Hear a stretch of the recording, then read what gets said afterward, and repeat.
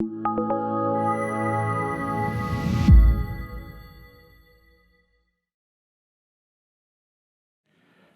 everybody. The moment you've been waiting for. This looks like a dream, right? All right. I'm Shachaf Bar Geffen, for those of you who don't know me. I'm the CEO of COTI, and I'm here to talk about JED, the over-collateralized algorithmic stablecoin to be launched on Cardano.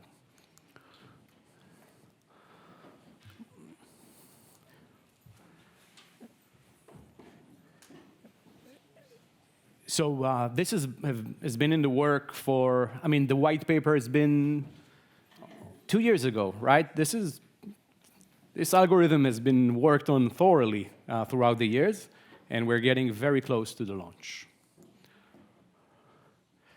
I'm not here to talk about COTI, of course I am, but I'll talk about it just for a minute for those of you who are not familiar with COTI. So we are an enterprise grade layer 1 built using direct acyclic graph. We've built products like COTI Pay and Ada Pay as well. We are right now at a point where we can launch tokens on top of our network. So native assets are coming to COTI as well. And we are an eco-friendly consensus protocol called Proof of Trust. One interesting pillar in COTI is COTI's treasury, where users can actually deposit whatever native COTI they have and enjoy the rewards that are flowing from the network in terms of fees, et cetera. And right now, about 40% of COTI's circulating supply is already locked in the treasury. And this treasury will allow other assets to come in, JED included. And you know what? This treasury has proof of reserves. It always had. Unlike many other things that we see out there, it sits there at an address, not being used for trades or anything else. Our relationship with Cardano go a while back. I think it's 3 years now. So a while back, we've built Ada Pay, which is a payment system for merchants, nonprofit organizations, et cetera, to accept Ada as a form of payment. We were C-Fund's first VC investment, and obviously, and this conversation is all about JED. Now, I'm not here to tell you what a stablecoin is at this point, unless, raise your hand if you need, okay, great. So we have a few models, right? Fiat collateralized stablecoins, so I just heard about USDA, right? So we're familiar with that. The issue with fiat-backed stablecoins is obviously the fact that you need to rely on a centralized entity to have the collateral, right? And it can be problematic, as we've just seen, right? So then you have crypto collateralized stablecoins, and the problem is obviously volatility. And then you may sometimes have models like Luna, et cetera, and we've seen the problems with that. Now, algorithmic stablecoins are much more capital efficient, but we need to be very wary in how we build these to make sure that we keep the peg. So this is why JED was designed the way it was. It was being very over-collateralized, using Ada as collateral, and having another token called Shen, which is the reserve token. We'll get to that. So here's a question, like, why do we need JED? Why do we need a stablecoin on the Cardano ecosystem? And I think recent events is like a big testament to why we need it, right? We need a safe haven from market volatility, and we need it in the Cardano ecosystem because we want people to stay on the chain and be able to move to a stable assets when they feel volatility is too great for them. So we need it that way. And we need it to be designed the way it was, being a decentralized stablecoin, because it seems that what is failing all the time is people, not code. So this is why JED was built that way, and this is why it's so important right now. So the design. So JED is the stable asset. It's pegged to a US dollar. It's backed by Ada as a base coin and uses Shen as a reserve coin. And I'll get into the details in a minute. Shen is there to keep a healthy reserve ratio in the contract. And it's the incentive. Shen will be volatile, and Shen is if you want to be part of this ecosystem, Shen is what you get, and you enjoy rewards.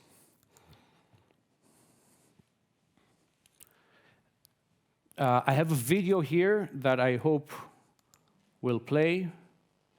Okay, so here it is in a nutshell. Can we have audio for that?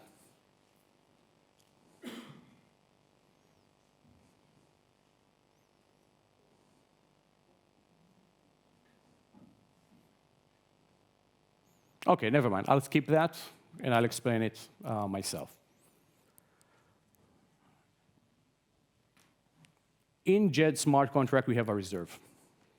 That reserve has liabilities. Liabilities is all the dollars that we will need to pay out to the holders of JED, the stablecoin, right? This is our obligation. On top of it, we have equity. Equity is all the excess above the liabilities. And that comes in because people add ADA to the smart contract and can mint Shen. The ratio between the reserve and the liability is what we want to keep very high to be over-collateralized. So how does it work? I want to have JED as a stable coin. I send ADA to the smart contract. I'm getting back JED. If I want to pull back my ADA, I can send JED and get back ADA. Simple as that. When I want to be part of the equity and enjoy some upside, I can mint Shen by sending ADA to the smart contract or burn it when I want to take my upside back. This is where it gets interesting. This is over-collateralization, right? So we want to keep a ratio of 400% to 800%, to be very over-collateralized, to make sure that everybody is safe.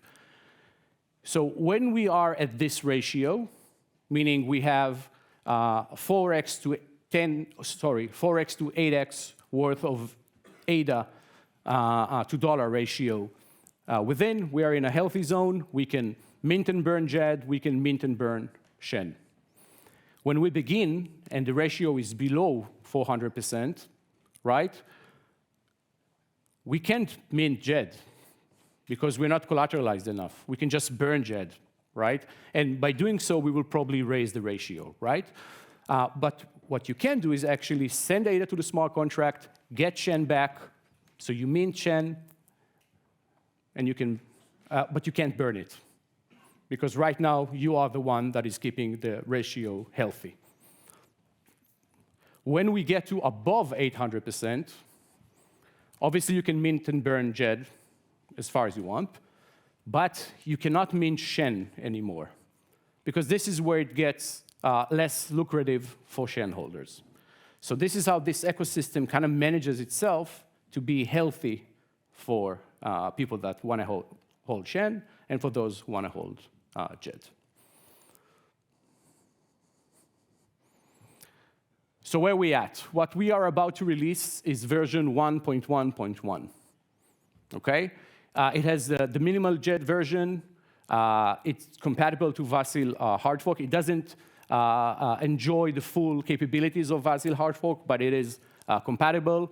It has upgraded oracles, and it is being audited as we speak, and we're getting close to the end of the audit. So cross your fingers.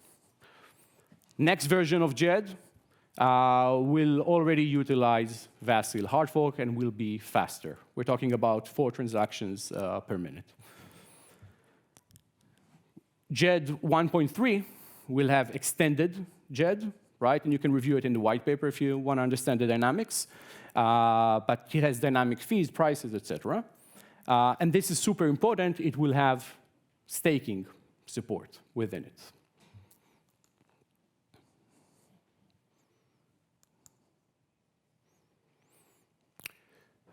While we were building JED, we have been busy, right? The business units of COTI has been working throughout the market to make sure that JED is a baby elephant, right? When it's born, it already weighs 70 kilos, it already eats, right? So we've been signing a lot of these partnerships with DEXs, yield data, whatnot. If you are developing over the Cardano ecosystem and you're not here, you should ask yourself why you're not calling us, right? So this is where we launch as we go, right?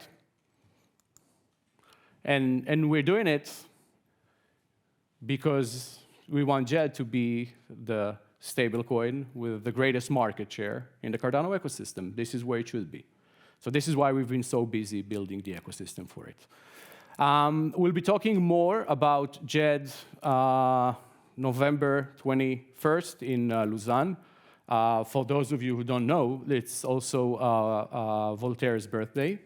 I'm pretty sure everybody knew that. And it's not a coincidence. It is. So join us there, and we'll talk about JED more. Thank you.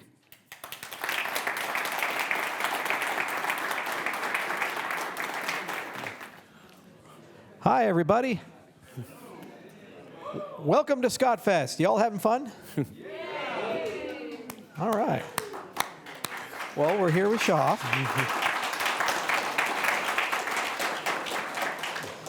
You know, stablecoins are something that I've been thinking about for a very long time. So many people know that I was an Ethereum co-founder, but the very first cryptocurrency project I worked on in 2013 was called BitShares. So this was before Ethereum, and it was an algorithmic stablecoin and DEX together as a layer one. And it had delegated proof of stake and all these other things. So it was one of those like super ahead of its time projects. And the problem is that it never worked the way that we intended. It's really hard to build an algorithmic stablecoin, especially one that actually holds its peg. And the legacy of JED is an interesting story. So the architects of it, Jean-Frédéric and Bruno Pelio, they worked really closely with the Ergo ecosystem first. And not only did they write an incredible paper, which has a lot of formal methods in it and beautiful Isabelle proofs and these things, but they also helped deploy Sigma USD. Do you want to talk a little bit about Sigma and the history there? Yeah, I think Sigma, like the greatest thing is that Sigma has been battle tested, right? It hasn't lost its peg, even throughout crazy market conditions. And it's not backed with ADA, right, which is far more secure. So it's so I feel JED is kind of like riding on that, and there are a few things that we thought of that we can do even better with that, and the ecosystem is ready, and Cardano's ecosystem is obviously big. Yeah. And this has been a great relationship because we've always looked at it like Hyperloop. In fact, I think there's a Hyperloop park just outside, if you guys notice. This is one of the schools that was working on that, where we wrote a paper, but we said, look, this is a public domains thing, and it's really important to find great partners to take this and turn it into a product. Because very rightfully so, you showed the slide with the 40 partners. What makes these tokens great, these coins great, these projects great, is less about the technology. It needs to work and be secure, but it's about the ecosystem that you build around it. So what was it like, finding a way to get these 40 different cats to come and play? Well, this is what we do, right? When technology is good, it's like magic, right? And that's the basis of it all. But then we just, went to the trenches. We've been talking to everybody. There's a tipping point in which people start calling you, right? Because they are now aware that everybody else is integrating JED and everybody wants to be part of it. They don't want to miss it. So it has been great. There's a lot of great developers in the ecosystem. And we're very fortunate to be in a point where we've been able to display this in the latest summit, and it all kind of rolled out from there. Yeah, and it's not easy right now to develop on Cardano. We're making it so much better. I mean, Vossel was a huge step in the right direction, but it does require, with new technology, patience. And so we really do appreciate that on your side. And just everything from how do you find a qualified auditor to what do you put in a minimal product? It's very easy to say, well, it needs to be perfect. And I am glad to see that there's a roadmap there. And one of the things that the community has to understand is patience, and that to get to 1.3, you have to have a 1.2, you have to have a 1.1. So it's good to see that it's been staged that way so that we can get to the root of what it's trying to do, which is create value stability. Now, one of the really interesting use cases for JED, one of the reasons why we thought about it is right when El Salvador adopted Bitcoin, we said, well, that's kind of funny. We flew down to El Salvador, actually. We met with Bukele, and that was a crazy week of my life. Really crazy. Volcano Man was the greatest ever. I'll tell you guys that story one of these days. But anyway, we were down in El Salvador, and we were thinking, well, the problem with Bitcoin is it's a store of value, and it's pretty good as a store of value, but no one really uses it as a means of exchange or a unit of account. And so it got us thinking about, well, what would be required to do a bimonetary system where you have something that's volatile but over time is deflationary, and something that's value stable and it has predictable value that you can extend, but you don't get the upside of appreciation. So the Shen JED model is a really intriguing one because it is actually the only approach that I know of where you can predictively create something with Bitcoin, Ethereum, ADA, any asset, where you can have an algorithmic stablecoin on the other side. So end to end, it's actually possible now for a nation state using this technology, if they ever wanted to make this their CBDC, which is really the ultimate partnership in that respect, a total end-to-end cryptocurrency that's reserves are backed with Bitcoin or ADA in that respect. So that's one of the reasons we wrote the paper, and we thought a lot about this, and it's really cool to see you guys running in the in different markets like the retail and the B2B market for it. But it'd be also really fun to eventually have a B2G conversation with this technology. Well, we actually have these type of conversations. I mean, we're from Israel, and we have these conversations with local banks and monetary bodies, and there is openness for it in the market. And I guess over time, look, it's obvious that people will not want to pay with Bitcoin or any volatile asset. It makes no sense either for the merchant or for the consumer. Someone is going to lose from this transaction. And it's one of the use cases of money. Not all of them is payments, and this is why this will be great. So, what are some of the things that excite you about the roadmap for JED, where it's going to go, and how do you imagine? Let's look a year in the future, 2 years in the future. How do you imagine this ecosystem develops? Well, first of all, I wanna win the DeFi war, right? I want JED to be the number one, like what USDC is in Ethereum, JED should be in the Cardano ecosystem. So this is phase one. And it's a multifaceted problem, right? Because people will play different games. So you'll have people that actually will have no idea how JED was minted or created, and they don't mind because they already have it. These are the sort of people that are not in relationship with Circle to mint USDC. They just need it as for the utility of it. And then you have Shen holders. This is a very different approach. You want them in the system. So we will need to have all these conversations throughout the year, and I suspect that liquidity will grow over time. We don't need to have for it to be too big to begin with. Right? We need this to be stable. This is the sort of product you don't want to move fast and break things. You want to move very slow in a paced manner and make sure that you've built it the right way. So we're going to need to have these conversations. And I think over time, all major ADA holders will be minting Shen or JED. And I think DEXs will heavily incentivize their user base to deploy liquidity in the form of JED to all sorts of pairs in the ecosystem. So this is where I want to see this grow. Staking, obviously, will be very important for the success of it, and we'll get there over time. It's a complex research problem, but it will be solved over time. And then it will be, I think, a no-brainer for liquidity providers. So I want to see us there as well. So this is next year, probably, and we'll keep it going from there. Yeah, and actually, if JED is successful, it's probably going to be one of the largest drivers of TVL on Cardano. Everybody always complains about that. It's like, well, guys, we're just getting started, and it takes a little bit of time to get here. And what's nice about Cardano is there's kind of an all of the above strategy. So you have asset-backed stablecoins, you have algorithmic stablecoins, you have these things. But what's really cool is that everybody's taking a methodical approach with it. The code of JED is really nifty in that it started as a product of formal methods and literally 9 years of thought that went into how one does this. And what was really cool is in the process of building JED, simulations were done that actually showed that Luna was going to collapse. Yeah. That's another one of the, side stories of it. We're like, well, hey, if you have a bank run, this thing can't last. And I was like, that's a big problem. And we're talking to the team about it, and they're like, yeah, this Luna thing doesn't look so good. We should probably short Luna, When we didn't, unfortunately. So it is what it is. I think right now, what's happening right now is the biggest proof to